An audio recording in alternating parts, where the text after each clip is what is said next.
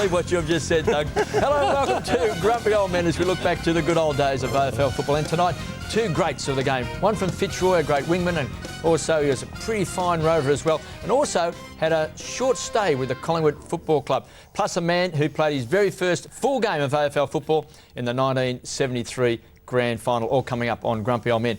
But Doug has absolutely surprised me with his comment that he doesn't like people coming up getting his autograph. Kev, I'm one of the most approachable bloke, as you know, Bobby, Tony, you know, most approachable bloke that you could see going around. Yes. But when I'm having tucker with Hundale Sweetheart, that's Rails, and the kids... What, the Lebanese?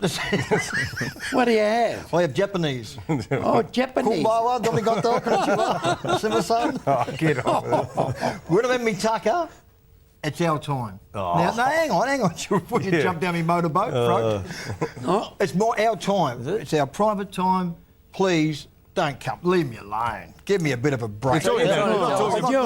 He's doing it because someone come in at home at dinner time once in the back door and asked for his autograph. You mean in a restaurant? I mean in a restaurant. In a restaurant. Well, you know it's like you're sitting and having your tucker, Give us a break, Dougie. People, if they ask the right way, can you please give me a... Matter of fact, if I go to a restaurant, even if I like the food, no one asks me for my autograph, I go to the next one. That's till right. I find someone who asks me. Well, say you've got a mouthful of dim sim or something. No, you know what I'm trying to say, Kev. Does that get to you? Well, this is your private family time. After you finish your tucker, It's nice to be recognised, Bob, isn't it? Let me tell you something then about people having tucker. You remember a gentleman that came over from Western Australia called Dennis Marshall? AFL Hall of Fame last year. Yes, that's correct. Well, Dennis is something of a high flyer. He's a great fella.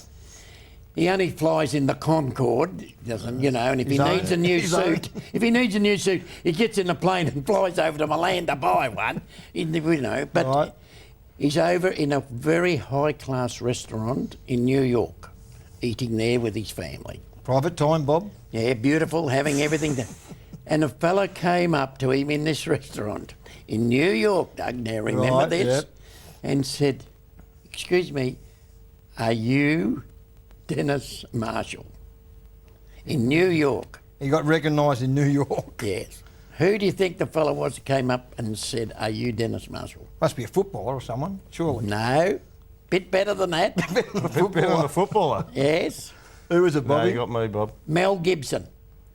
Recognised Dennis Marshall? Yes. How do you recognise? Well, he used to go and watch Dennis play at Geelong. And he thought that Dennis was a magnificent player. And that's true. And I said to Dennis, "How'd you get on with..." He said, "All the minders came and everything then, and I didn't get much of a chance to do it." But did Dennis know who he was? Mel Gibson? I think he did. He said, "And your name is?" Yeah. What name is again?